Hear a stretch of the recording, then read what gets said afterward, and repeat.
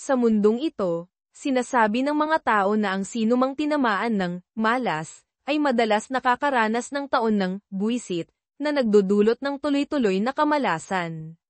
Si Maya Reyes, isang babaeng may maikli at astig na buhok, tila buhay na patunay ng kasabihang ito. Sa isang masamang araw, habang nagmamaneho para sa isang kliyente sa isang marangyang hotel sa Makati, aksidente niyang nasagi ang kotse ni Cassandra Lopez, isang mayamang dalaga na kilala sa pagiging maarte at mayabang. Habang nag-aaway sila ng matindi, isang hindi sinasadyang tulak ang nagdulot kay Cassandra na matambo ng husto. Alam ni Maya na bilang isang mahirap na babae, wala siyang laban sa isang mayaman, kaya't napilitan siyang lunukin ang kanyang galit at pumunta sa Makati Medical Center kung saan nagpapagaling si Cassandra. Doon, buong pagpapakumbaba siyang lumuhod at nagmakaawa para sa kapatawaran. Ngunit paano nga ba makakapanalo ang isang mahirap na babae laban sa kapangyarihan ng pera at impluwensya? Hindi man lang pinansin ni Cassandra ang kanyang pagmamakaawa. Ano kaya ang mangyayari kapag ang pera ang nagdidikta ng hustisya?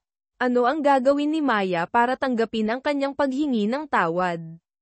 Sa panlabas, mukhang inosente si Maya, parang nasa palengke habang nananaginip ng gising. Ngunit sa likod ng kanyang simpleng anyo, taglay niya ang likas na talento sa panloloko, isang tunay na artista ng kalye. Basta may pera, anumang papel ay kaya niyang gampanan, anumang script ay kaya niyang sundan. Basta may bayad, gagawin ko. Isang araw, isang malaking alok ang dumating kay Maya, magpanggap bilang isang mayamang tagapagmana sa isang marangyang charity auction sa Grand Hyatt Manila. Ang kanyang misyon ay lumahok sa auction, magpakitang gilas, at magbigay ng benepisyo sa taong nasa likod ng plano.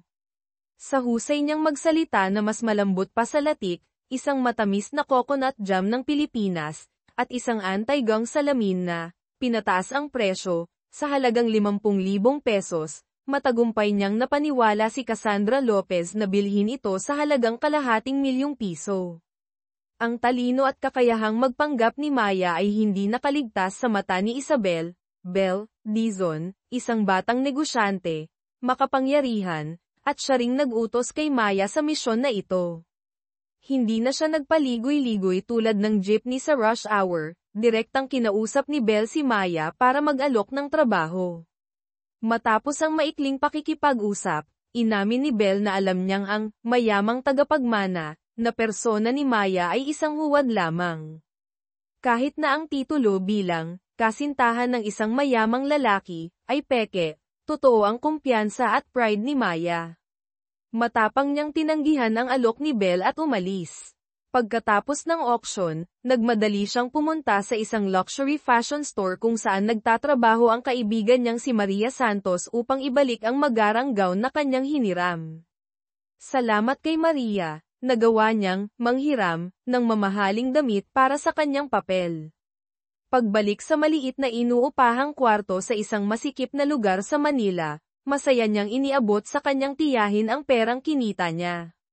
Ngunit ang saya ay panandalian lamang. Hindi pa man sila lubos na nagdiriwang, dumating ang masamang balita mula sa landlord, tataas ang renta ng bahay dahil sa pagtaas ng halaga ng lupa. Para maging patas, paliwanag ng landlord, na parang malamig na tubig na ibinuhos sa pag-asa ni Maya. Hindi pa man natatapos ang unos, dumating na ang bagyo. Kinaumagahan, pagdating niya sa kanyang part-time na trabaho sa parking lot, natagpuan niyang sarado na ang tindahan. Ang may-ari ay tumakas dahil sa pagkakautang, dala ang 2 buwang sweldo ni Maya na hindi pa niya natatanggap.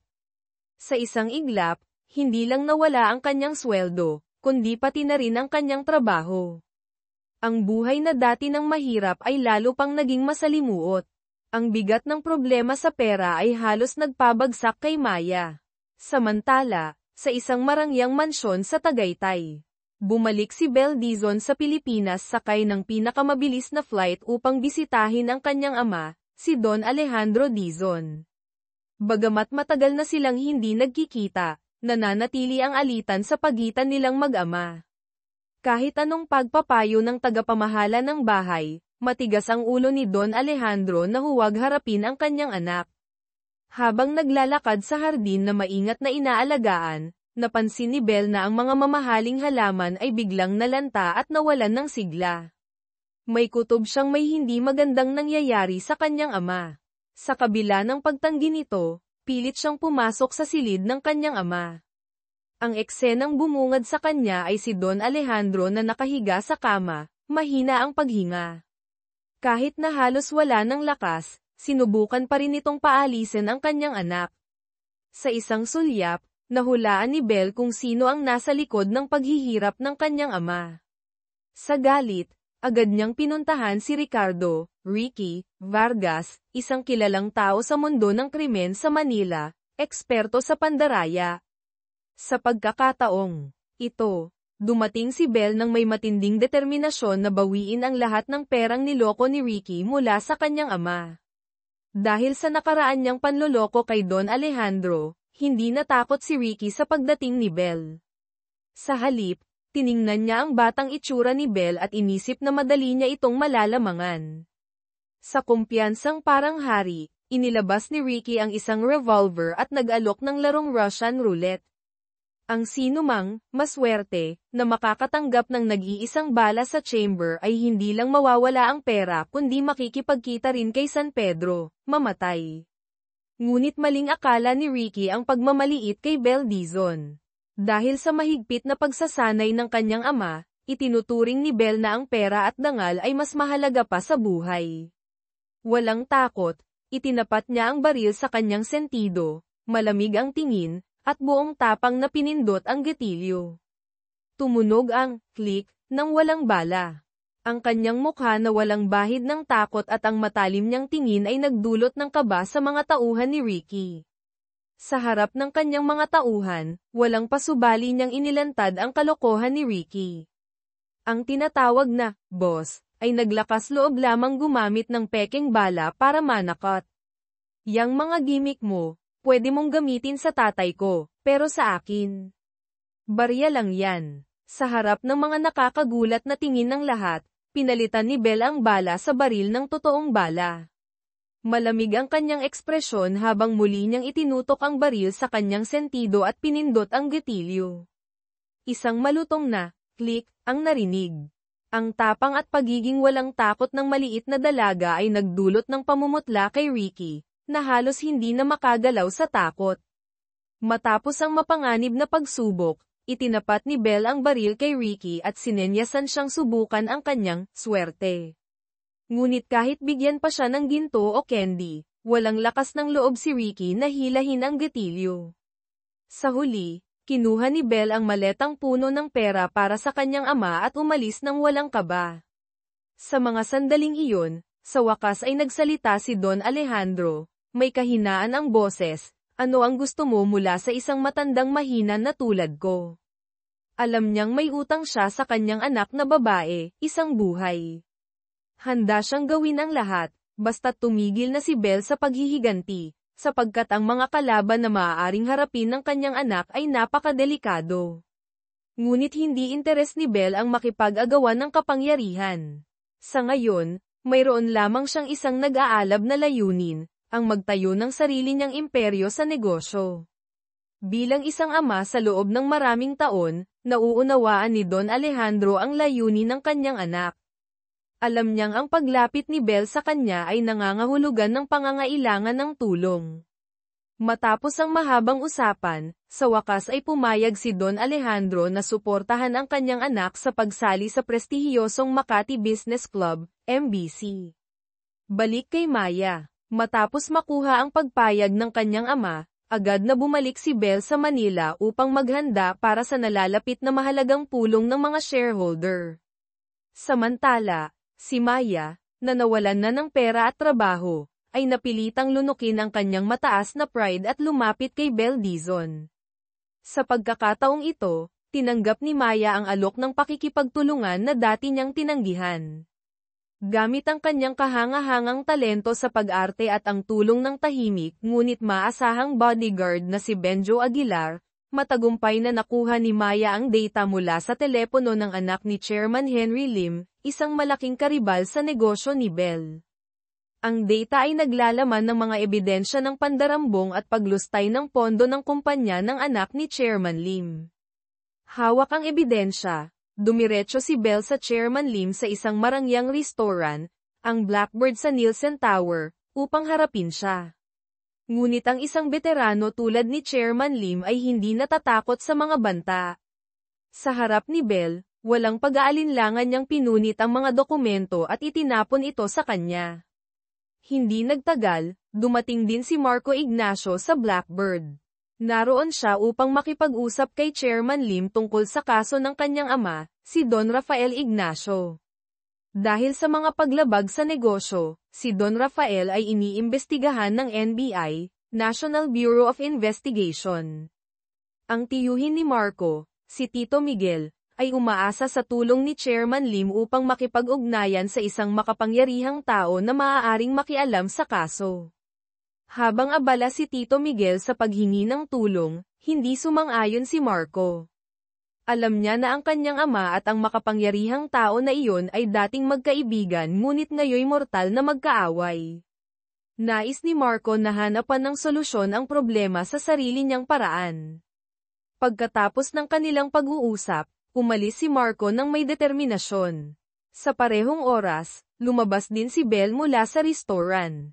Agad na nagulat ang kanyang assistant na si Santos na nakita rin si Marco Ignacio sa lugar. Bagamat karaniwan lang ang pagkikita sa ganoong lugar, hindi maiwasang maalala ni Bell ang kanilang nakaraan bilang magkasintahan. Kinabukasan, sa pagsikat ng araw, sinundo ni Bell si Maya upang mamili. Matapos maglibot sa mga high-end shopping mall sa Bonifacio Global City, umuwi silang dala-dala ang napakaraming shopping bags. Sa kagandahang loob ni Bell, binigyan niya si Maya ng isang napakagandang pulang gown, ang mismong gown na kanyang hiniram noong auction na nagbago ng kanyang kapalaran. Sa pagkakataong ito, nais ni Bell na magpanggap si Maya bilang siya upang kunin ang isang mahalagang painting. Dahil sa isang napakahalagang pulong sa MBC, hindi makapunta si Bell kaya ipinagkatiwala niya ang misyon kay Maya. Labis ang paghanga ni Maya kay Bell, isang babaeng maganda, kumpiyansa, at napakatalino. Kaya't halos hindi siya makapaniwala sa pagkakataong magpanggap bilang idolo niya. Kahit isang oras lang na maging si Isabel Dizon, pakiramdam niya ay nasa ulap siya. Sa tamang oras, dumating si Maya sa isang private art gallery kung saan nakatakdang kunin ang painting. Doon, sinalubong siya ng dalawang lalaking mukhang Chinese o Filipino-Chinese. Habang naghihintay na dalhin ang painting, walang alinlangan na ininom ni Maya ang inumin na inalok sa kanya. Ngunit sa halip na painting, naramdaman niyang bumibigat ang kanyang mga mata at tuluyang nawalan ng malay. Samantala, sa pulong ng MBC, matapos makatanggap ng balita na nahuli na ng kanyang mga tauhan si Bell Dizon, pumasok si Chairman Lim sa pulong ng may kumpiyansa. Agad niyang kinwestiyon ang aplikasyon ni Bell na sumali sa MBC. Ang kanyang anak, bago pa man mabunyag ang mga kasalanan nito, ay sumang-ayon sa kanyang ama at sinabing hindi karapat-dapat si Bell. Ngunit bago pa man matapos ang kanilang usapan, bumukas ang pinto at pumasok si Bell Dizon, buhay at harap-harapan. Namutla si Chairman Lim at labis na nagulat. Upang maiwasan ang kahihiyan at maprotektahan ang imahe ng kanyang pamilya, agad niyang sinisi ang sariling anak, tinawag itong walang kwenta, at iniutos na dalhin ito ng kanyang mga tauhan. Sa pag-aakalang wala si Bell ng suporta mula sa kanyang ama, ipinahayag ni Chairman Lim na hindi siya makakapasok sa MBC. Ngunit kalmado lamang na inilabas ni Bell ang isang sulat kamay mula kay Don Alejandro, na nagpapatunay ng kanyang suporta para sa kanyang anak at hinihiling sa mga miyembro ng MBC na tanggapin si Bell. Sa puntong iyon, napagtanto ni Chairman Lim na siya ang naloko at napahiya. Galit na galit, binalaan niya si Bell, ang taong ipinadala mo ay hawak ko na. Kung hindi mo babawiin ang iyong aplikasyon, magbabayad siya ng mahal. Ngunit malamig na tumugon si Bell, ang pagiging miyembro ng MBC ang pinakamahalaga sa akin ngayon. Ang iba pang bagay, Nasa kamay mo na. Gayunpaman, agad niyang inutusan si Benjo Aguilar na sundan ang sasakyan na may dala kay Maya at iligtas siya. Sa kasamaang palad, armado ang mga kidnapper at binaril nila ang gulong ng sasakyan ni Benjo, dahilan upang mawala siya sa kanilang landas. Nang marinig ni Bel ang balita, agad niyang inutusan si Santos na maghanda ng ransom money. Sa loob ng mabilis na tumatakbong sasakyan, nagising si Maya at pilit na ipinaliwanag sa dalawang kidnapper na nagkamali sila ng tao. Hindi siya si Isabel Dizon. Matapos makatanggap ng balita mula kay Ginoong Lim na mali ang kanilang nakuha, pinilit ng mga kidnapper si Maya na tawagan si Bel. Kung hindi, huwag ka nang umasang makakauwi ka pa, banta ng mga ito. Matapos ang tawag sa pagitan ni Bel at ng leader ng mga kidnapper, biglang naging kampante ang kilos ng mga ito. Hindi alam ni Maya kung ano ang sinabi ni Bel, ngunit unti-unti niyang napagtanto ang mapait na katotohanan, hindi ito aksidente. Alam ni Bel na may panganib, ngunit hinayaan pa rin siyang maging kapalit. Napagtanto ni Maya na kung hindi siya kikilos, ang kanyang buhay ay maaaring magtapos doon. Nagkunwari siyang kailangang gumamit ng banyo upang maghanap ng paraan para makatakas, ngunit hindi siya nagtagumpay. Pagbalik sa sasakyan, abala ang dalawang kidnapper sa pagtatalo dahil sa isang laro ng tong-its. Totoo nga ang kasabihan, ang sugal ay kapatid ng magnanakaw. Sa kanilang pagiging abala sa laro, hindi nila napansin na nahulog ang baril malapit kay Maya. Hindi pinalampas ni Maya ang pagkakataon. Agad niyang dinampot ang baril, itinutok ito sa isang tangke ng gas malapit sa sasakyan, at pinutok. Boom! Isang malakas na pagsabog ang naganap. Ang isa sa mga kidnapper na malapit sa tangke ay agad na nasawi. Sa gitna ng kaguluhan, tumakbo si Maya palabas ng sasakyan. Sa tamang panahon, dumating si Benjo Aguilar at mabilis na inasikaso ang natitirang leader ng mga kidnapper. Habang tumatakbo papunta sa kalsada, isang mamahaling sasakyan ang huminto sa harapan niya. Si Bel Dizon ang nasa loob. Sakay, utos niya. Pagharap kay Bel, labis ang galit at hinanakit ni Maya. Sa gitna ng pagluha, tinanong niya si Bel, bakit mo ito ginawa sa akin?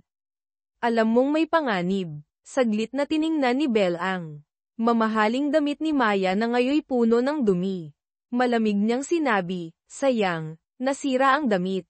Pagkatapos ay hinikayat niya si Maya na sumakay. Sa sobrang galit, napulot ni Maya ang isang bato sa gilid ng kalsada at inihagis ito sa bintana ng sasakyan ni Bel. Idolo kita, pero niloko mo ako. Halos mamatay ako sa kamay ng mga kidnapper. Tapos ganyan lang ang reaksyon mo. Dumating si Benjo. Tahimik na iniutos ni Bel, ihatid siya pauwi. Pagkatapos ay pumasok siya sa kanyang sasakyan, iniwan si Maya na may pusong sugatan at labis na pagkadismaya. Sa pag-uwi, habang nasa biyahe, hindi mapigilan ni Maya ang pagbuhos ng sama ng loob laban kay Bel. Tinawag niya itong mapagsamantala at sinungaling. Ngunit biglang nagsalita si Benjo, ang boss ko ay sobrang maingat at kuripot. Pero naglaan siya ng pera para sa ransom mo. Natigilan si Maya at natahimik. Isang bagong plano. Napansin ni Bel ang natatanging tapang at determinasyon ni Maya. Sa kanyang isipan, unti-unting nabuo ang isang bagong plano. Pinagpatuloy ni Benjo ang pagbantay kay Maya, at nakita niya itong nagtatrabaho ng iba't ibang trabaho, mula sa paghuhugas ng sasakyan, pagtulong sa mga kainan, hanggang sa pagde-deliver ng mga produkto. Kahit nahihirapan, nanatili si Maya na masayahin at puno ng pag-asa. Sa kabila ng galit kay Bel, hindi magawang itapon ni Maya ang mga mamahaling damit na binili nito para sa kanya. Sa halip, dinala niya ito pabalik upang isauli. Ngunit sa halip na tanggapin ang mga damit, inabot ni Bel kay Maya ang isang kontrata sa trabaho at isang tseke na nagkakahalaga ng 10 na milyong piso. Nag-alab muli ang galit ni Maya. Ang hinihintay niya ay isang taos-pusong, sorry, hindi pera o trabaho. Ang kailangan ko ay sorry, hindi pera, sigaw niya. Ngumisi si Bel, ang pride ba makakabayad ng renta mo? Balita ko, malapit ka ng paalisin sa inuupahan mo. Ang malamig at makatotohanang mga salita ni Belle ay parang kutsilyong tumama sa puso ni Maya. Sa galit, itinapon niya ang kontrata at tseke, pagkatapos ay umalis. Ang dalawang mundo. Nagpatuloy si Belle Dizon sa kanyang ambisyosong mga plano sa negosyo. Samantala, si Maya Reyes ay nanatiling abala sa kanyang mga trabaho, nagtatrabaho bilang parking attendant sa araw, at driver for hire sa gabi. Kahit nahihirapan, nananatili ang apoy ng kanyang determinasyon. Isang hindi inaasahang pangyayari. Isang araw, sa sobrang pangangailangan ng pera, naglakas loob si Maya na humingi ng advance sa kanyang manager sa parking lot. Ngunit imbes na tulungan siya, nagbigay ito ng malaswang alok, "Samahan mo ako ngayong gabi, bibigyan kita ng pera." Sa galit, sinipa ni Maya ang lalaki at agad na nagbitiw sa trabaho. "Hindi ako papayag sa ganitong klaseng kalokohan." Sa kanyang pag-alis, sinalubong siya ng sasakyan ni Belle. Sa kabila ng lahat, nagpakumbaba si Maya at sinubukang humingi ng tulong. "Ma'am Belle, pwede po bang pautangin ninyo ako? Babayaran ko ng buo, may interes pa." Tinignan siya ni Belle mula sa loob ng sasakyan. "Maya, kailangan ko ng empleyado na maaasahan, hindi ng isa pang taong may utang sa akin." Ang sagot ko ay hindi. Dahan-daang itinaas ni Belle ang bintana, iniwan si Maya na puno ng hinanakit. Ang muling pagkikita. Ilang araw ang lumipas, habang nagtatrabaho bilang driver for hire, aksidente na naman ni Maya na nasagi ang sasakyan ni Cassandra Lopez. Galit na galit si Cassandra at pinagmumura si Maya. Sa gitna ng pagtatalo, muling natulak ni Maya si Cassandra, na agad namang nagdrama at nagpanggap na nasaktan. Upang maiwasan ang demanda, napilitan si Maya na pumunta sa Makati Medical Center upang humingi ng tawad. Ngunit bago pa siya makaluhod, pumasok si Belle Dizon sa kwarto ni Cassandra. "Tumayo ka, Maya," utos ni Belle. Pagkatapos ay hinarap niya si Cassandra at ang kanyang ama, si Henry Lim. "Si Maya Reyes ay tao ko na ngayon. At hindi ko papayagan na apihin siya ni Newman." Sa lakas ng presensya ni Belle, walang nagawa si Cassandra kundi manahimik. Habang naglalakad palabas ng ospital, napagtanto ni Maya ang kapangyarihan ng pera at impluwensya. Si Belle Dizon, kahit malamig at walang puso, ay tila ang tanging pag-asa niya upang makaalis sa kahirapan. Sa sandaling iyon, tuluyang nagpasya si Maya na sumunod kay Belle, anuman ang kapalit. Habang si Maya ay nananatiling naguguluhan sa kanyang natuklasan, si Belle ay abala sa mas malalaking hakbang. Muling nakipagkita si Belle kay Chairman Henry Lim. Ang posisyon ng Chief Financial Officer ng Makati Business Club, MBC, ay bakante pa rin, Ginoong Lim, diretsyong sabi ni Belle. "Gusto ko ang posisyong iyon. At huwag mag-alala, mas mahusay kung pamamahalaan ang pondo ng club kaysa sa anak mong, kakakaalis lang." Sandaling huminto si Belle, pagkatapos ay idinagdag na tila walang mali siya. Narinig ko na ngayon ay masyado kang masunurin bilang aso, ng dating Pangulong Santiago." Nakakatawa, kung iisipin ang nakaraan ni Santiago sa ama ko, pati na rin kay Don Rafael Ignacio. Kapangyarihan at pera, ang dalawang bagay na laging magkasama, na humuhubog sa ekonomiya at politika ng bansa. Ang San Rafael Group, na pagmamay-ari ng pamilya Ignacio, ay nasa bingit ng pagbagsak. Nakikita ni Belle ang pagkakataong makuha ang bahagi nito upang palawakin ang kanyang imperyo. Ngunit si Santiago, bilang isang makapangyarihang politiko, ay hindi papayag na tuluyang bumagsak ang isang kaalyado tulad ng pamilya Ignacio. Tinawag ni Santiago si Marco Ignacio. "Ang tiyuhin mong si Miguel ay mahina," sabi ni Santiago. "Ang kalagayan ng ama mo, mahirap talaga. Ang posisyon ng chairman ng San Rafael ay dapat para sa iyo, Marco, hindi kay Miguel. Matutulungan kita. Ayusin mo ang lahat." Ang kapalit ay hindi binanggit, ngunit malinaw na ang San Rafael Group ay kailangang maglingkod sa mga layuning politikal ni Santiago. Ngunit si Marco, na may matibay na paniniwala sa sariling prinsipyo, ay tumanggi. Salamat po, ngunit ako na ang bahala sa pamilya ko. Biglang pag-atake. Sa parehong oras, ang sasakyang sinasakyan ni Maya, Benjo, at ang malaking halaga ng pera ay biglang napasok sa isang ambush. Ang grupo ng mga goons, malinaw na ipinadala ng anak ni Ginoong Lim bilang paghihiganti, ay pilit na itinutulak ang sasakyan nila sa gilid. Sa mabilis na pag-iisip, naalala ni Maya ang bilin ni Bell tungkol sa kahalagahan ng pera. Sa matinding tapang, binaling niya ang manibela at itinulak ang sasakyan papunta sa gate ng isang istasyon ng pulisya, dahilan upang magkalat ang mga sasakyang humahabol. Pagkatapos ng insidente, galit na galit si Bell matapos ang insidente. Napakapanganib ng ginawa mo. Pwede mong ilantad ang lahat ng plano ko. Maya, tanggol ka na. Ma'am, sagot ni Maya, tumayo ng matapang. Ikaw ang nagturo sa akin kung gaano kahalaga ang pera. Ang iniisip ko lang ay paano protektahan ang pera, tulad ng sinabi mo. Tinitigan ni Bell si Maya. Sa loob ng ilang segundo, may bahagyang sorpresa at respeto na lumitaw sa kanyang malamig na mga mata. Binawi niya ang desisyon na tanggalin si Maya. Sige, Reyes, may tapang ka rin pala. Simula ngayon, opisyal na kitang gagawin na apprentice ko. Inabot niya kay Maya ang isang makapal na sobre na puno ng pera. Ito ang susunod na aralin. Kunin mo ang perang ito. Gastusin mo lahat. Gumastos sa mga walang kwenta, sa mga bagay na luho. Huwag mong gamitin para sa renta, huwag mong gamitin para sa investment, huwag mong gamitin para sa negosyo. Basta, ubusin mo. Kinuha ni Maya ang sobre, naguguluhan. Gumastos ng walang dahilan. Pagkatapos ng maraming taon na pagtitipid. Ilang araw niyang pinag-isipan kung paano ito gagawin, ngunit hindi niya magawang gastusin ang pera sa walang kwenta. Sa huli, ibinalik niya ang buong sobre kay Bell. Hindi ko kaya, ma'am. Alam ko kung gaano kahalaga ang pera, kaya iniipon ko ito.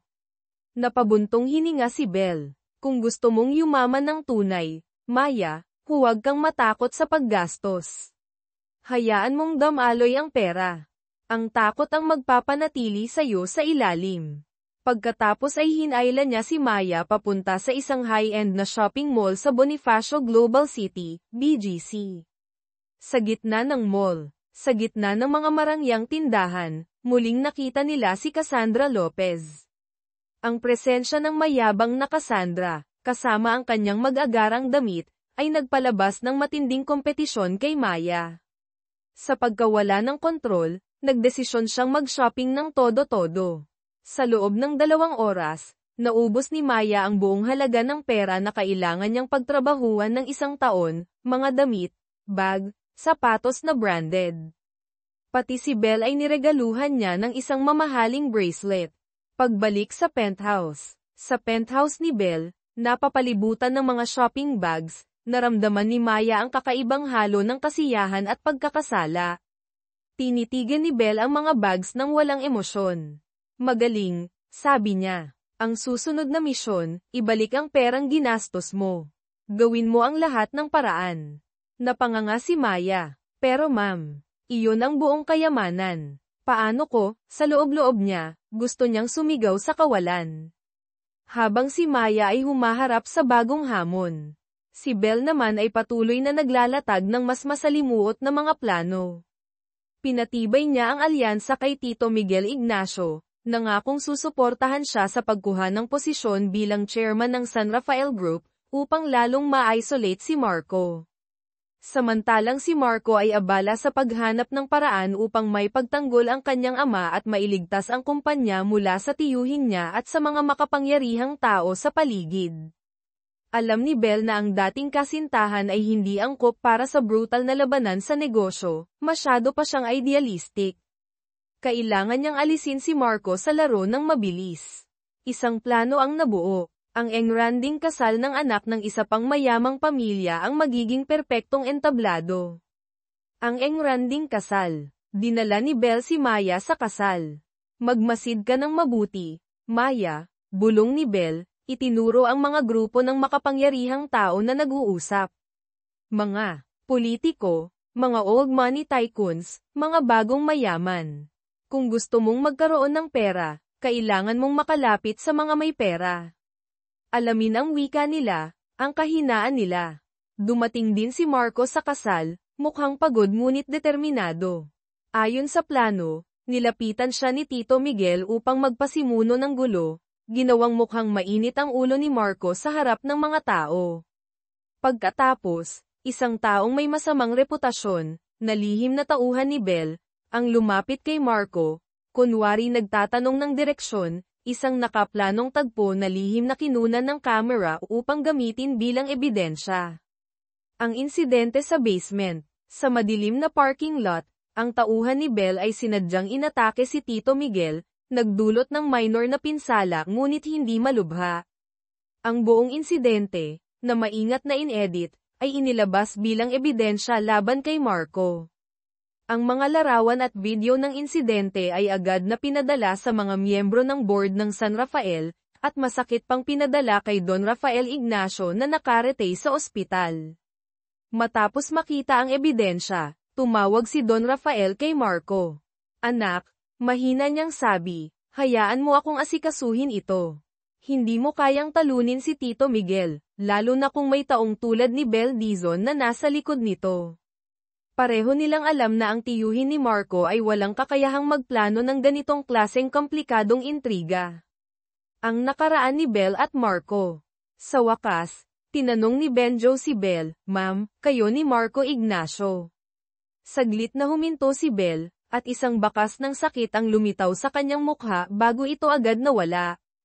Ang tanong na ito ang naging simula ng kwento na ikinwento ni Benjo kay Maya, na nagbigay liwanag sa mga nakatagong detalye. 12 taon na ang nakalipas, sa Japan, si Bel ay nanirahan kasama ang kanyang ama, si Don Alejandro, matapos itong mabaygo sa isang politikal na laban-laban kay dating Pangulong Santiago, dahilan upang magtago sa Japan.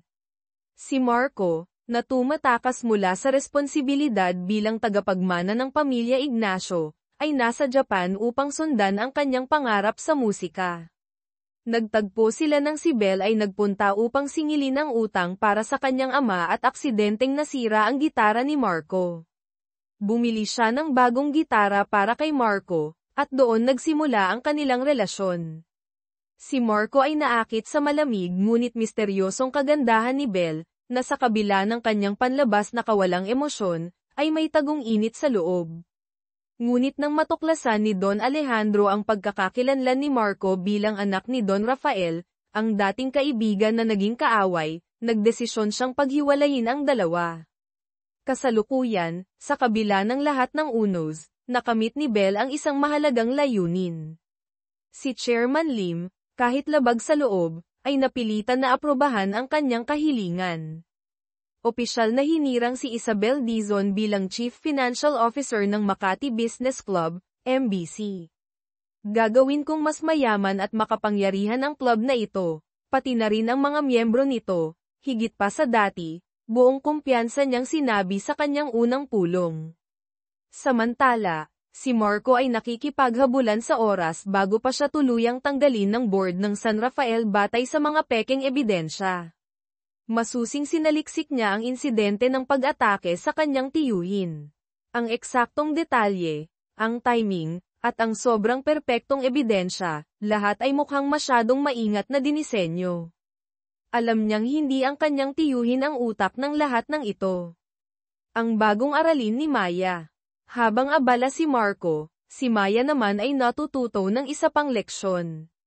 Si Cassandra, na may balak alamin ang mga plano ni Bel, ay lumapit kay Maya at nagkunwaring kaibigan.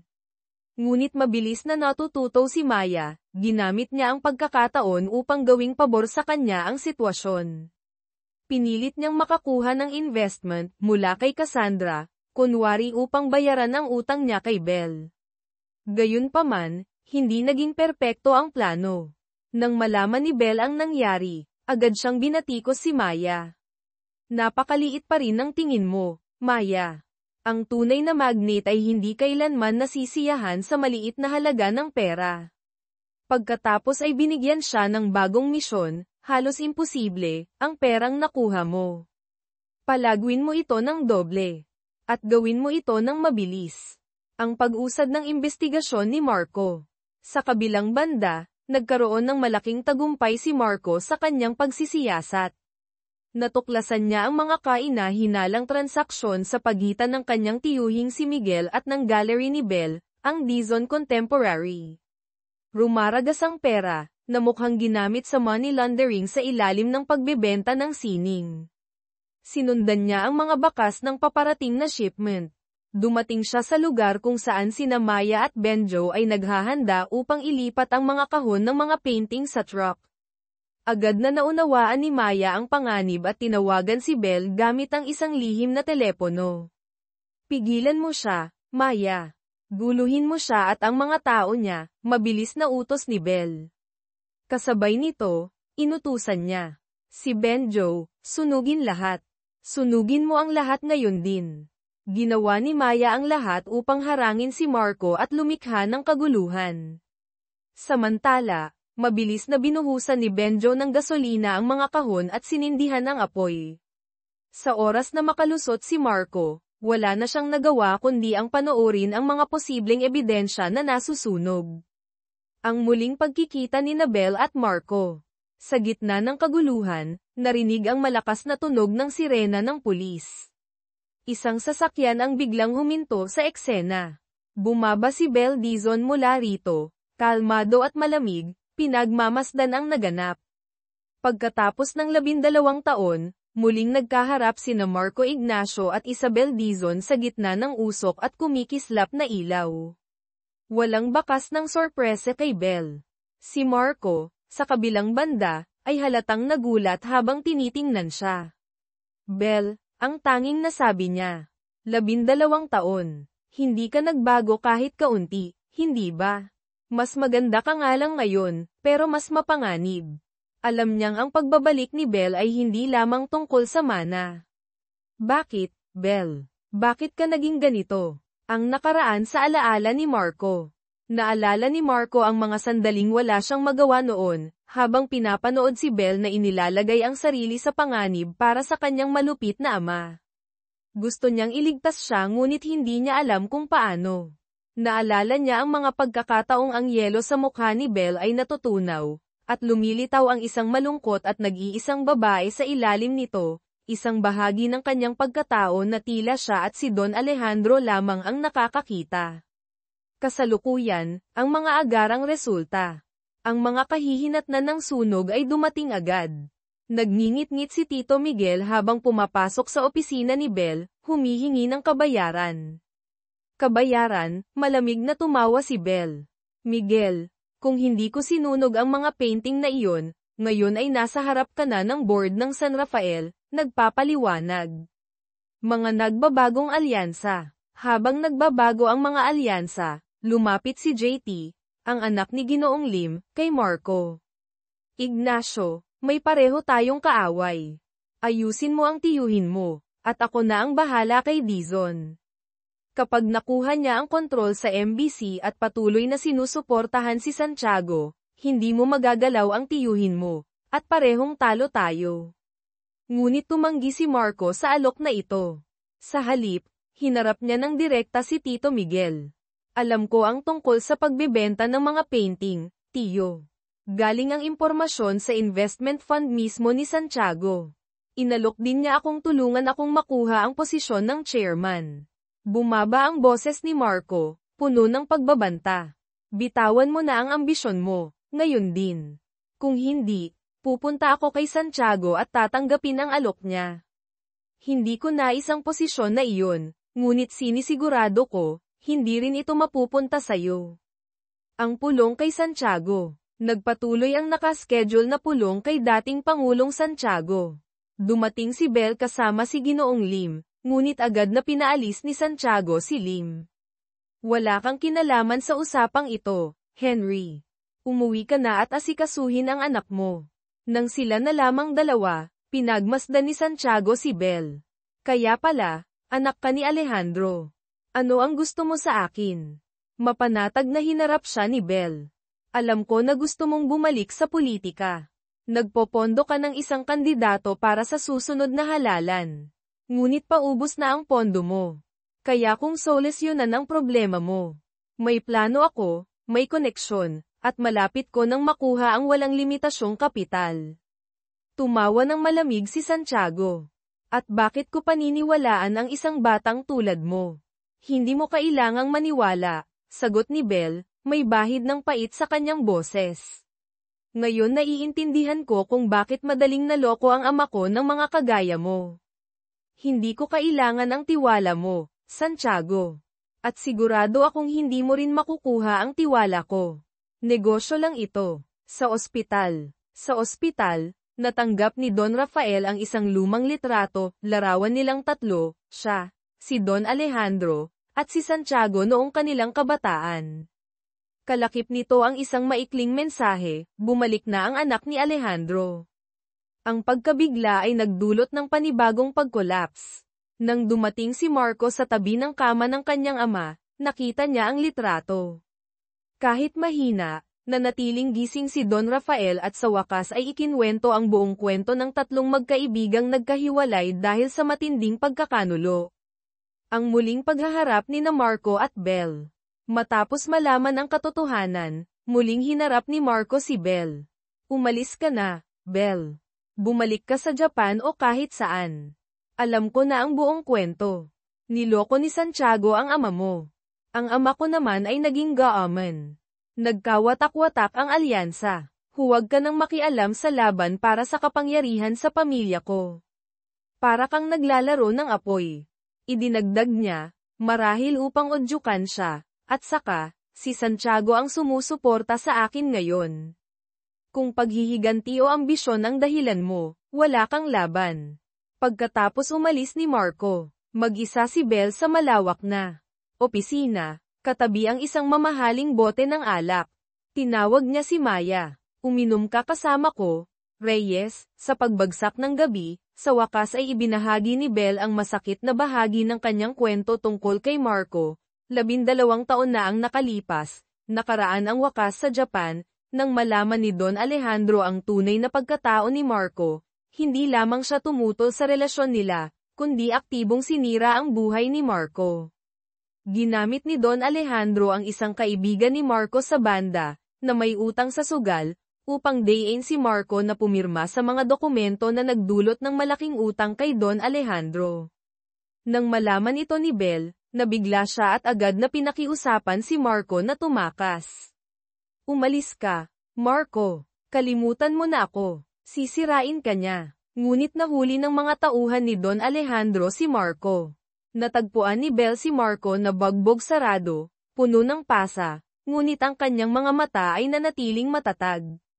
Hindi, Belle, sabi ni Marco, habang hinawakan ang kanyang mukha. Sabay tayong aalis. Tumakas ka kasama ko. Sa isang sandali, nag-alinlangan si Belle. May bahagyang pag-asa. Pumayag siya, ngunit may matibay na paninindigan. Lalabas tayo sa harapan, Marco.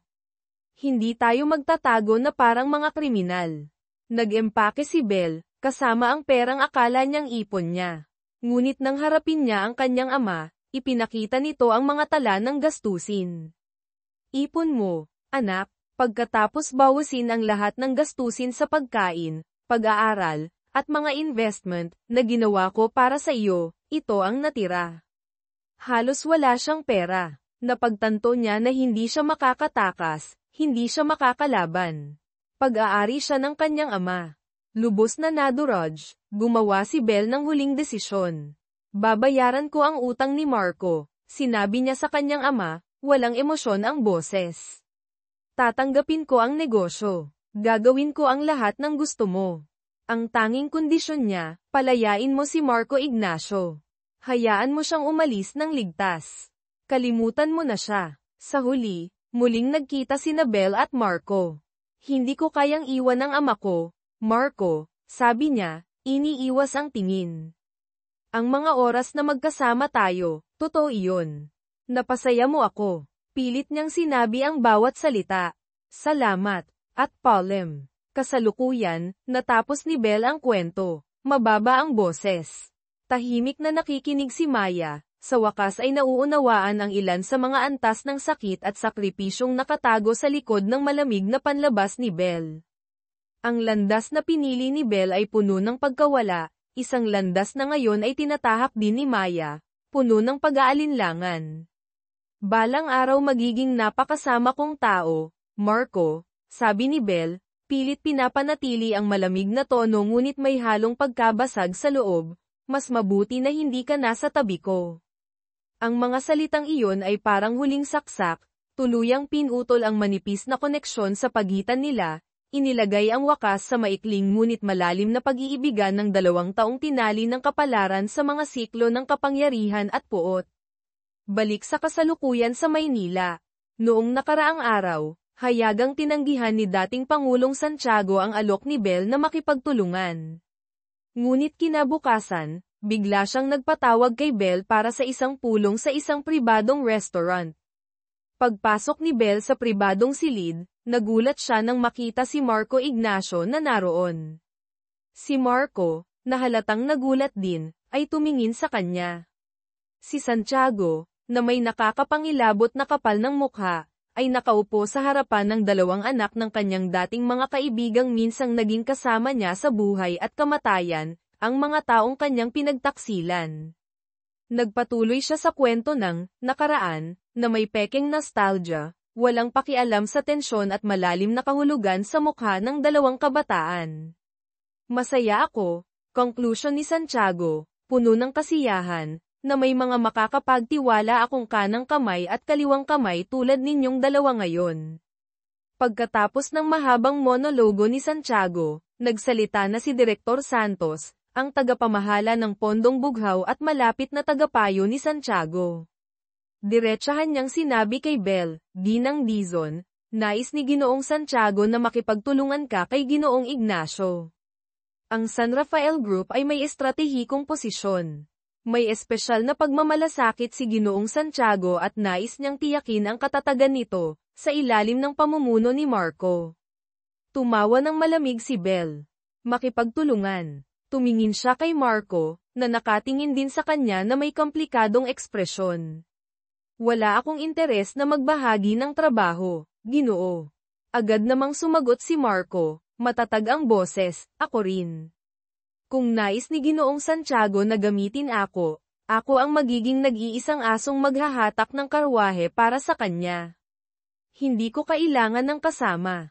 Tumayo sila pareho, sabay, at iniwan si Santiago at Santos na may malinaw na mensahe, pumili ng isa. Paglabas ni Belle sa silid, hinabol siya ni Santos, at bamulong, Ginang Dizon, ang dahilan kung bakit hindi nagtitiwala si Ginoong Santiago kay Tito Miguel Ignacio. Ay dahil alam namin na si Miguel ang nagplano ng patibong upang isisi kay Don Rafael ang lahat. Bahagyang ngumiti si Belle. Kawili-wiling impormasyon iyon, Direktor Santos. Pero hindi nito babaguhin ang desisyon ko. Hindi ako sasakay sa parehong bangka ni Marco Ignacio. Sa opisina ni Santiago. Sa opisina, pinag-usapan ni na Santiago at Santos ang kanilang desisyon. Sa lahat ng aspeto, mas angat si Belle Dizon, puna ni Santos. Matalino, determinado, walang awa. Tahimik na tumingin si Santiago sa bintana. Ang matalas na kutsilyo, mas madaling maghiwa ng kamay ng may-ari. Ang mga salitang puno ng kahulugan ay nagpakita ng kanyang desisyon. Pinili niya si Marco, ang tila mas madaling kontrolin, na may koneksyon sa pamilya na maaari niyang gamitin. Ang sagot ni Belle. Alam ni Belle, sa kanyang katalinuhan, na pipiliin ni Santiago si Marco. Ang tunay na laban ay ngayon pa lamang magsisimula. Inutusan niya ang kanyang koponan na maghanda para sa anumang sitwasyon. Tulad ng inaasahan. Sa tulong ng lihim na suporta mula kay Santiago, marahil sa pamamagitan ni Santos, mabilis na nakakuha si Marco ng matibay na ebidensya laban sa mga financial na anomalya at mga panloloko ni Tito Miguel. Hindi siya nag-atubiling ay lahad ang mga ito sa harap ng board ng San Rafael Group. Ang pangarap ni Tito Miguel na maging chairman ay naglaho na parang bula. Ngunit hindi natapos doon si Santiago. Si Direktor Santos, marahil alinsunod sa utos o sariling pagkukusa, ay agad na naglunsad ng investigasyon laban sa gallery ni Bell, ang Dizon Contemporary, na inakusahan ng mga kaina-hinalang transaksyon, kabilang ang money laundering sa pamamagitan ng pagbebenta ng sining. Dumating ang mga auditor ng Financial Board, na humiling ng pagsusuri sa lahat ng talaan. Nang marinig ni Marco ang balita tungkol sa investigasyon sa gallery ni Bell, agad niyang hinarap si Direktor Santos. Sinabi ko na, malamig na sabi ni Marco, huwag mong galawin si Isabel Dizon nang hindi ako kinukonsulta. Ang babalang ito ay nagpakita ng komplikadong relasyon niya kay Bell, isang kalaban, ngunit may isang hindi maipaliwanag na koneksyon. Samantala, si J.T. Lim, anak ni Henry Lim, na puno ng galit matapos mapahiya ng magkasamang plano ni Bell at Maya, ay nagdesisyon na maghiganti. Ang target niya, si Maya Reyes. Gumawa siya ng plano upang i-frame si Maya, gamit ang isa sa dalawang lalaking Chino na sangkot sa pagdukot sa kanya dati. Maingat niyang inayos ang eksena ng krimen, at pinalabas na si Maya ang may kagagawan. Maya ay pinatawag ng pulisya para sa interogasyon. Ang baril na ginamit niya upang paputukin ang tangke ng gas noong nakaraang insidente, na kinuha ng pulisya bilang ebidensya, ay biglang lumitaw sa eksena ng bagong krimen, na may mga fingerprint niya na maingat na idinagdag. Sa harap ng tila hindi mapapasinungalingang ebidensya at mga testimonya laban sa kanya, pansamantalang ikinulong si Maya dahil sa hinalang pagpatay o sinadyang pananakit. Ang tugon ni Bell. Nang malaman ni J.T. Lim na na-frame na niya si Maya, agad siyang nagpunta kay Marco upang ipagmalaki ang kanyang tagumpay, at subukang hikayatin si Marco na makipagtulungan. Ngunit hindi nakaligtas ang kanilang pag-uusap kay Benjo Aguilar, na tahimik na kumuha ng larawan ng dalawa at iniulat ito kay Bell. Nang malaman ni Bell ang pagkaka-frame kay Maya, kumilos siya ng mabilis. Hindi niya ginamit ang mga komplikadong koneksyon o legal na paraan. Sa halip, ginamit niya ang pinakamalakas niyang sandata, pera. Isang malaking halaga ang lihim na inilabas, na dumaloy sa tamang mga tao, at tila isang himala, ang lahat ng ebidensya laban kay Maya ay biglang naglaho o nabago. Matapos tiyakin ang pansamantalang kaligtasan ni Maya, bagamat nananatili pa rin siya sa kulungan, hinarap ni Bell si Marco. Ignacio, diretsahan niyang sinabi, malamig ang tono, ang labanang ito ay sa pagitan natin. Huwag kailanman galawin ang batang si Maya Reyes. Siya ay tao ko. Ang pagbisita ni Bell kay Don Rafael. Pagkatapos nito, nagpunta si Bell sa ospital upang bisitahin si Don Rafael Ignacio. Tumayo siya sa tabi ng kama ng dating kaibigan ng kanyang ama, ang taong tumulong sa pagkawasak ng kanyang pamilya. Malamig niyang sinabi, ang anak mo, si Marco, ngayon ay puppet ni Santiago.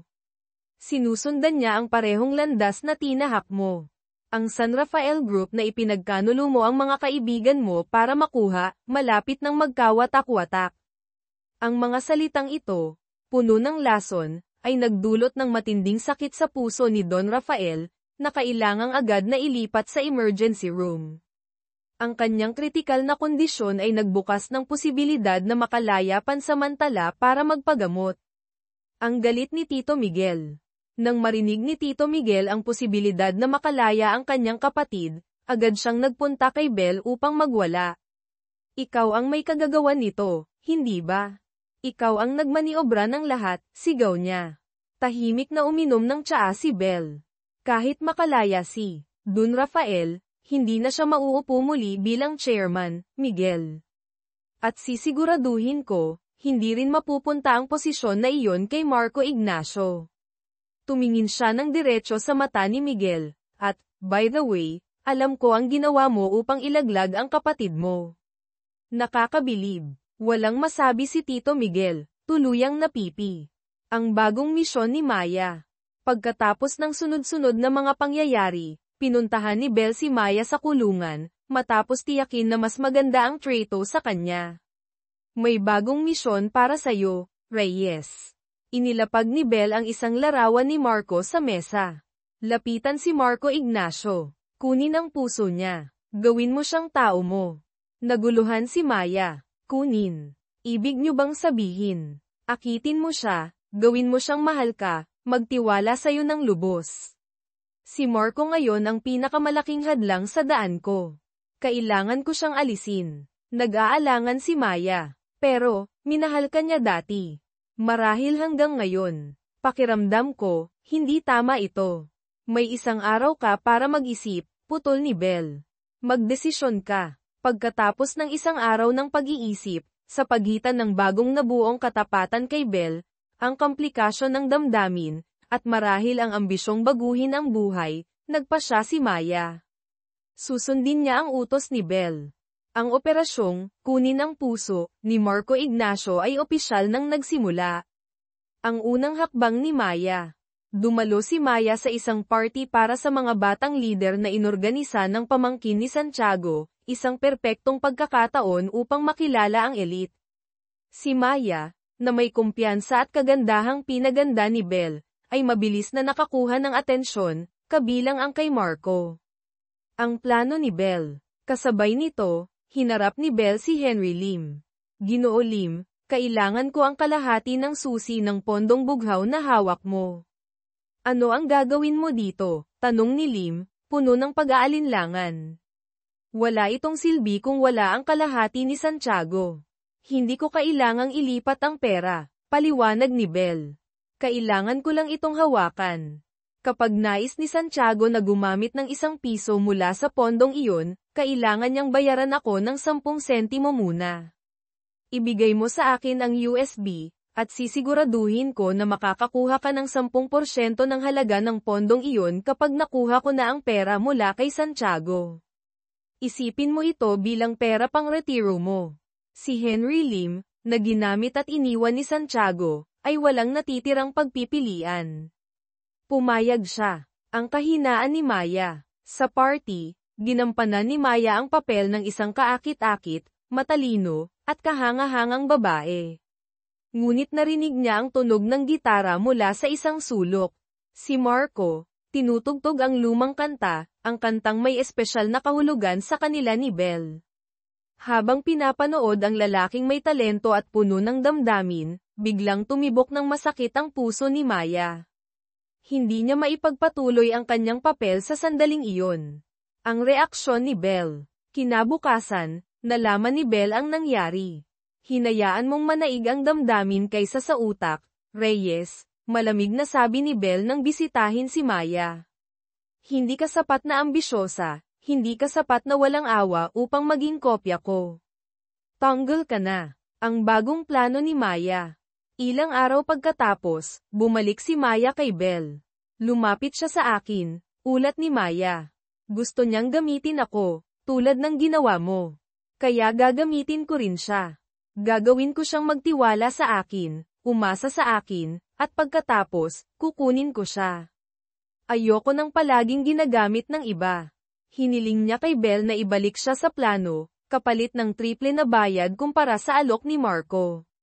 Ngumiti si Belle, isang bihirang tunay ng ngiti.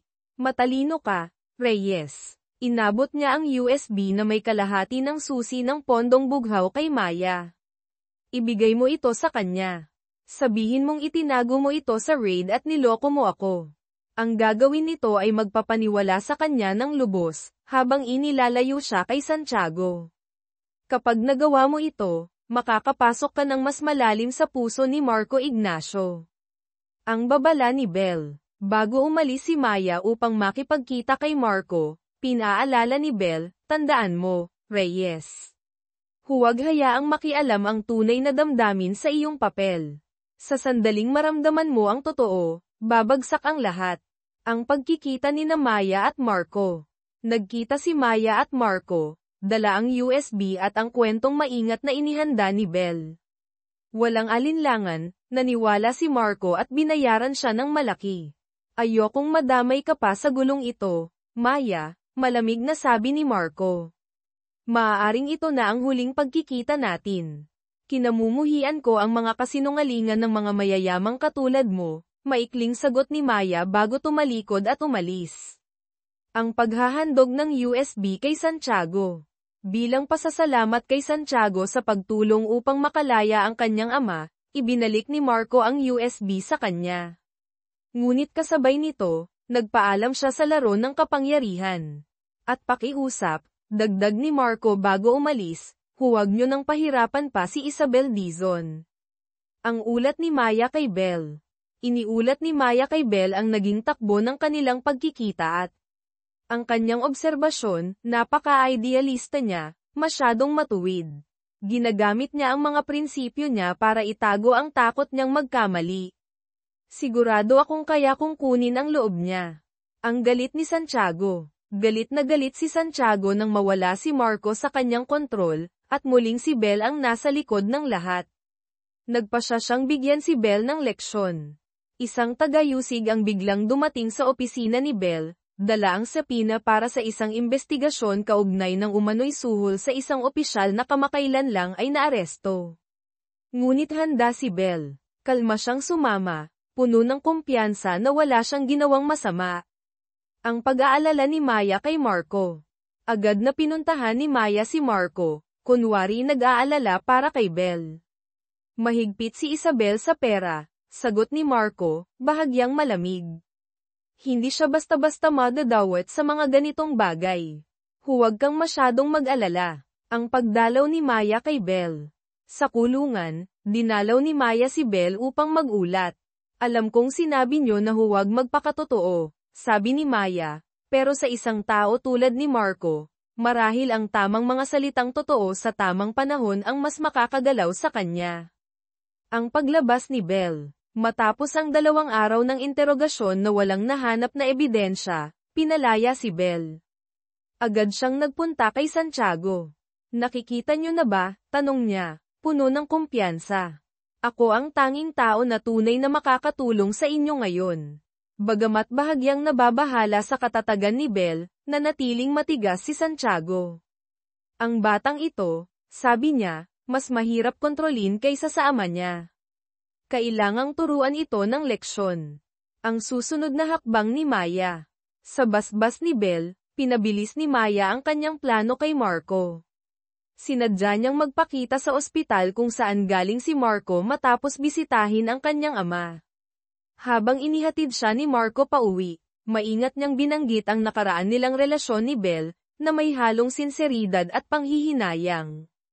Ang kanyang kilos at salita ay bahagyang gumalaw sa damdamin ni Marco. Ang babala ni Benjo Aguilar. Ngunit hindi nakaligtas kay Benjo Aguilar ang papalapit na relasyon ni Maya at Marco. Nang matuklasan niyang si Maya ay patuloy na sumusunod sa utos ni Belle, mariin niyang kinontra ito. Mali ito, Maya. Hindi tama ang ginagawa mo, diretsong sabi ni Benjo kay Belle. Kung ayaw mo nang sumama, maaari kang umalis, malamig na sagot ni Belle. At si Benjo, puno ng integridad at marahil may lihim na damdamin para kay Maya, ay tuluyang umalis. Ang utos ni Belle kay Maya. Ibalik mo si Benjo Aguilar. Utos ni Belle kay Maya. Ngunit iniulat ni Maya, nasa pintuan na ako ng buhay ni Marco, boss. Kailangan ko na lang kumatok. Ang pagsiklab ng gulo. Hindi pa man nakakagalaw si Santiago laban kay Belle, isang anonymous na artikulo ang biglang lumabas, na nagbabanggit ng mga alingas-ngas tungkol sa mga malalaking negosyo na, napapagod, nasasapilitang pagbibigay sa mga pondo na hindi malinaw ang layunin, tumutukoy sa pondong bughaw. Sa kanyang pagsisiyasat, nalaman ni Santiago na ang impormasyon ay nagmula sa San Rafael Group, isang plano ni Belle na ginamit si Tito Miguel upang magpakalat ng impormasyon at magsimula ng gulo sa pagitan nina Santiago at Don Rafael, Marco. Sa galit, agad na pinahirapan ni Santiago ang mga proyekto ng San Rafael. Ang plano ni Belle. Alam ni Belle na hawak ni Don Rafael ang mga kahinaan ni Santiago mula sa nakaraan. Ang dalawang matandang ito ay magkaugnay sa pamamagitan ng mga lihim at kasalanan. Habang pinapalala ang alitan sa pagitan nila, sinimulan ni Belle ang kanyang plano na reforma sa MBC. Nagmungkahi siyang magtatag ng isang bagong pondo na mas malinaw ang layunin, ngunit kontrolado pa rin niya, upang palitan ang pondong bughaw. Hinikayat niya si Henry Lim na bumalik bilang chairman ng MBC upang isakatuparan ang plano. Mukhang handa ka nang umakyat sa ulo ko, puna ni Lim. Ngumiti si Bell. Umakyat sa ulo mo. Mababa pa iyon, Ginoo Lim. Mas mataas pa ang target ko. Ang manipulasyon ni Maya. Patuloy ang plano ni Maya. Ibinunyag niya kay Marco, isang kalahating totoo, kalahating imbento na impormasyon mula kay Bell, na si Santiago ang nasa likod ng pagkakakulong ng kanyang ama. Sa galit, agad na hinarap ni Marco si Santiago.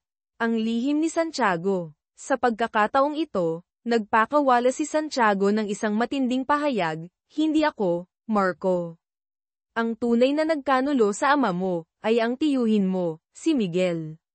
Nagpakita siya ng tila kapani-pani walang ebidensya, maaaring totoo o gawa-gawa lamang. Ang bagong estratehiya ni Santiago. Napansin ni Santiago na lumalakas si Bell at nagiging mas mahirap kontrolin, kaya't nagbago siya ng diskarte. Nag-alok siya ng alyansa kay Bell.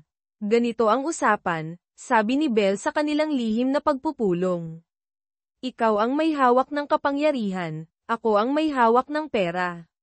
Sisiguraduhin kung magkakaroon ka ng isang huling matagumpay na termino, lahat ng gusto mo, makukuha mo. At, kapalit, tanong ni Santiago. Ang unang hakbang, sagot ni Bell, malamig ang tono, ay kailangan nating tuluyang alisin ang matalik mong kaibigan, si Don Rafael Ignacio, pati na rin si Tito Miguel. Linisin natin ang San Rafael. Dahil sa matinding ambisyon, muling pinili ni Santiago na ipagkanulo ang kanyang dating kaibigan. Ang alyansa at ang lihim na record. Dumalo sina Bell at Tito Miguel, na ngayon ay nasa ilalim na ng kontrol ni Bell, sa isang pagpupulong kasama si Santiago upang gawing formal ang kanilang alyansa at talakayin ang plano laban sa pamilya Ignacio. Ngunit hindi nila alam, ang pagpupulong na ito ay lihim na naitala ng isang tao ni Marco. Ang babala ni Don Rafael. Ang driver ni Tito Miguel ay lihim na iniulat kay Marco ang tungkol sa pagpupulong. Agad na pumunta si Marco sa ospital upang sabihin ito sa kanyang ama. Ngunit kahit mahina na, umiling si Don Rafael. Si Miguel, kahit may ambisyon siya, hindi siya ganoon katapang o katuso upang hayagang makipagtulungan sa mga kaaway ng pamilya natin, sabi niya. Pinilit niyang maniwala na may natitira pang dangal ang kanyang kapatid. Ang pagdududa ni Marco kay Maya. Hindi nagtagal, nakahanap ng dahilan si Marco upang makipagkita kay Maya. Ang Dizon Contemporary, tanong niya ng direkta, ang mga matay puno ng pagdududa, may kaugnayan ba ito sa mga aktibidad ng tiyuhin kong si Tito Miguel Ignacio? Bagamat may kaunting kaba, nanatili si Maya na kalmado. Hindi ako especially iya mo, Ginoo Ignacio, sagot niya, pinipilit itago ang katotohanan. Ang pagbubunyag ni Tito Miguel. Samantala, si Tito Miguel, na hindi na makapaghintay upang makuha ang posisyon ng chairman, ay dumiretso sa ospital upang harapin si Don Rafael. Sa pagkakataong ito, hayagan niyang sinabi ang lahat. At oo, walang hiya niyang inamin, ginamit ko ang sitwasyon mo noon. Ang lantad na pagtatapat na ito ay parang huling saksak sa puso ni Don Rafael, na napagtanto niyang hindi niya maaaring hayaang mapunta ang kumpanya sa kamay ng kanyang kapatid. Ang bagong plano ni Bell. Habang lumalalim ang tensyon, sinimulan ni Bell ang bagong hakbang. Pinapanta niya si Maya kay Marco upang magbigay ng ilang impormasyon na tila walang halaga ngunit maingat na idinisenyo upang makakuha ng tiwala. Sa kanilang pag-uusap, lihim na naitala ni Maya ang isang mahalagang tawag ni Marco. Sa pamamagitan ng recording, nalaman ni Bell at